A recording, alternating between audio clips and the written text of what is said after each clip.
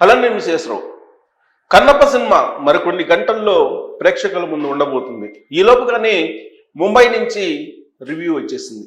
ముంబైలో ఉండేటువంటి కొంతమంది సినీ ప్రముఖులు ఈ సినిమాను చూసిన తర్వాత వాళ్ళకి సంబంధించినటువంటి అభిప్రాయాలను షేర్ చేసుకున్నారు. వాటన్నిటిని క్రోడీకరించిన తర్వాత మీకు ఈ విశ్లేషణని అందించేటువంటి ప్రయత్నం చేస్తున్నాను. వాళ్ళు చేసినటువంటి కామెంట్స్ ప్రకారం ఈ సినిమా ఫస్ట్ హాఫ్ కొంత మందకొడిగా నడుస్తూ ఉంది. సెకండ్ హాఫ్ వచ్చేటప్పటికి సినిమా కొంచెం బాగుంది. ఎప్పుడైతే ప్రభాస్ ఎంట్రీ అయ్యారో మరో లెవెల్కి వెళ్ళిపోయింది ఈ సినిమా, మరో లెవెల్కి ఆ సినిమాని తీసుకెళ్లారు అని చెప్పి చెప్తూ ఉన్నారు. దాదాపు 40 నిమిషాల పాటు ప్రభాస్ రోల్ రక్తి కట్టించింది అని చెప్పి చెప్తూ ఉన్నారు. అలాగే క్లైమాక్స్, కాంతారా సినిమాలో క్లైమాక్స్ని మించిన విధంగా ఈ సినిమా క్లైమాక్స్ ఉందని చెప్పి వాళ్ళ అభిప్రాయం.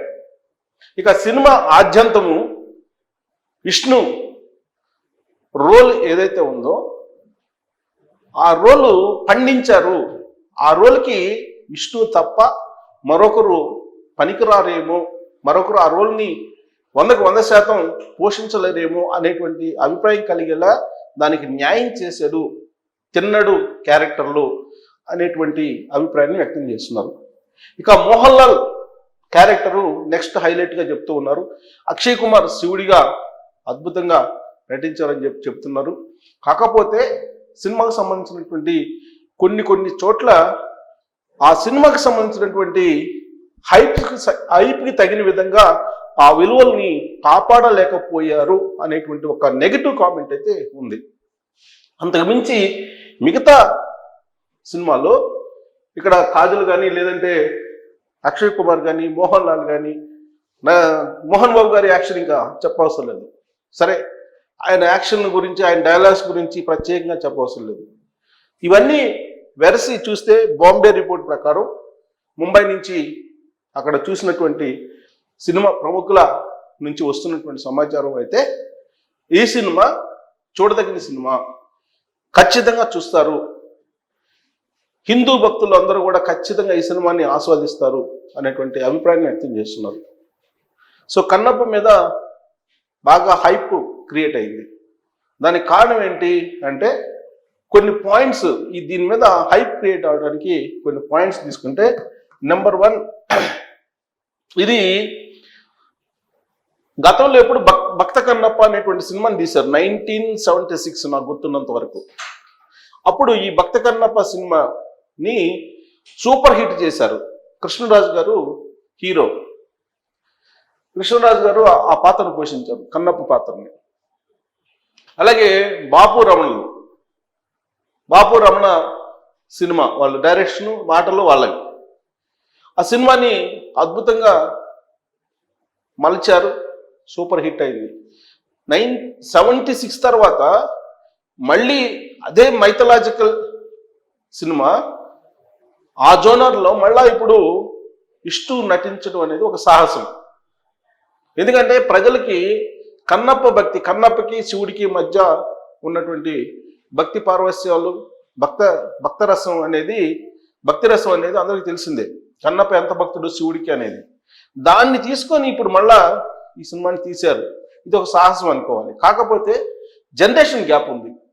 76కి ఇప్పటికీ దాదాపు 3 జనరేషన్ల గ్యాప్ ఉంది. సో ఈ గ్యాప్లో ఆ సినిమా చూడనటువంటి వాళ్ళు చాలామంది ఉంటారు. ఈ తరం వాళ్ళకి ఈ సినిమాని చూపించడం ద్వారా భక్తి తత్వాన్ని పెంచి పోషించాలి, భక్తి తత్వాన్ని ఈ తరంలో తీసుకెళ్ళాలి అనేటువంటి ఉద్దేశంతో ఈ సినిమాని తీసామని చెప్పి మోహన్ బాబు గారు, విష్ణు వీళ్ళందరూ కూడా చెప్పారు.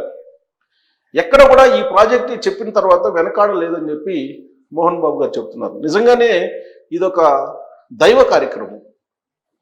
అందుకే 200 కోట్లు ఖర్చు పెట్టి తీసామని చెప్పి అనౌన్స్ చేశారు. 200 కోట్లు పెట్టి తీసామని చెప్పి ఇదొక హైలైట్. బహుశా విష్ణు సినీ చరిత్రలో ఇదే హైయెస్ట్ బడ్జెట్ సినిమా.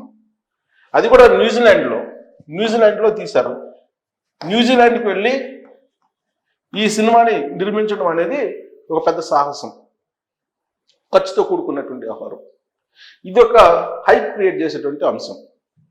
ఇక 2 అక్షయ్ కుమార్, మోహన్ లాల్, ప్రభాస్. వీళ్ళు పెద్ద హైలైట్ ఈ సినిమాకి. ప్రభాస్, మోహన్ లాల్,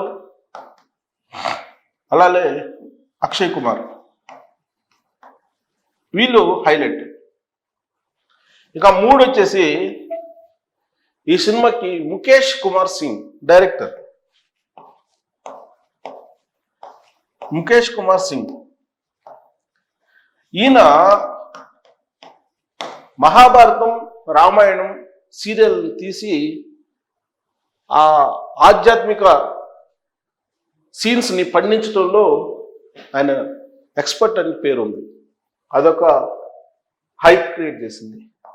ఇక 4 ఈ సినిమాకి మోహన్ బాబు గారు పోషించినటువంటి పాత్ర, మోహన్ బాబు గారి పాత్ర ఇదొక హైలైట్.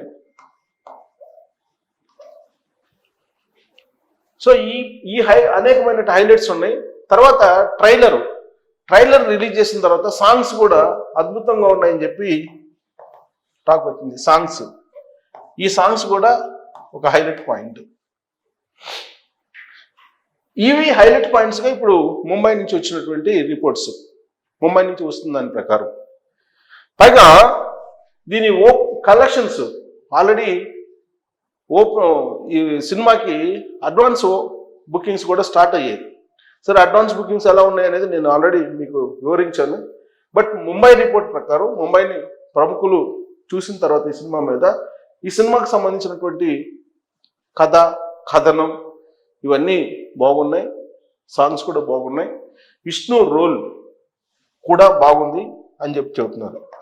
విష్ణు రోల్ కూడా బాగుంది. కాకపోతే విష్ణుకి ఇదే పాన్ ఇండియా సినిమా. ఇంతకుముందు ఎప్పుడు ఈ రేంజ్లో పెద్ద బడ్జెట్ సినిమా ఏది లేదు. సో ఈ హైప్ క్రియేట్ చేశారు. ప్రీ రిలీజు అలాగే ట్రైలరు ఇవన్నీ వచ్చిన తర్వాత హైప్ క్రియేట్ అయింది. దీంతో ఐటీ, జిఎస్టీ అధికారులు రైడ్స్ చేశారు. ఇంకోవైపు ప్రభుత్వం ఈ సినిమాకి 50 రూపాయల చొప్పున టికెట్లు పెంచుకునేటువంటి వెసులుబాటు కూడా ఆంధ్రప్రదేశ్ ప్రభుత్వం కల్పించింది. తెలంగాణ ప్రభుత్వం కూడా కల్పించింది. అలాగే బెనిఫిట్ షోలు కూడా అనుమతి ఇచ్చి ఉండేవాళ్ళే, కానీ బెనిఫిట్ షోలు ఇవ్వడానికి ఇష్టపడలేదు. ప్లస్ సహజంగా ఓటీటీ హక్కుల్ని కానీ ఓటీటీ ప్లాట్ఫామ్స్కి అమ్మేస్తుంటారు సినిమా రైట్స్ని. అలాగే శాటిలైట్ రైట్స్ని అమ్మేస్తూ ఉంటారు. అలాగే ఏరియా వైజ్ డిస్ట్రిబ్యూటర్స్కి ఇచ్చేస్తూ ఉంటారు సినిమాని అవుట్ రైట్గా. కానీ ఈ సినిమా ఎవరికి అమ్మలేదు. ఓవరాల్గా మంచు ఫ్యామిలీ మాత్రమే ఈ సినిమాని డైరెక్ట్గా రిలీజ్ చేసుకుంది. నష్టమైనా లాభమైనా వాళ్ళదే. ఇది ఒక రకంగా డూ ఆర్ డై సిచ్యువేషన్. మంచు ఫ్యామిలీకి ఒక సాహసంలో కూడుకున్నటువంటి ఒక ప్రయత్నం. ఇదంతా శివుడి మీద భారం వేసి ఈ సాహస నిర్ణయం తీసుకున్నామని చెప్తూ ఉన్నారు. బట్ ముంబై సంబంధించిన రిపోర్ట్ దాని ప్రకారం ఫస్ట్ హాఫ్ స్లో ఉంది, సెకండ్ హాఫ్ బాగుంది, క్లైమాక్స్ అల్టిమేట్ అంటున్నారు. దీన్ని బట్టి మీరు ఈ సినిమాకి ఎంత రేటింగు ఇవ్వచ్చో మీరే నిర్ణయించుకోవచ్చు. Thank you.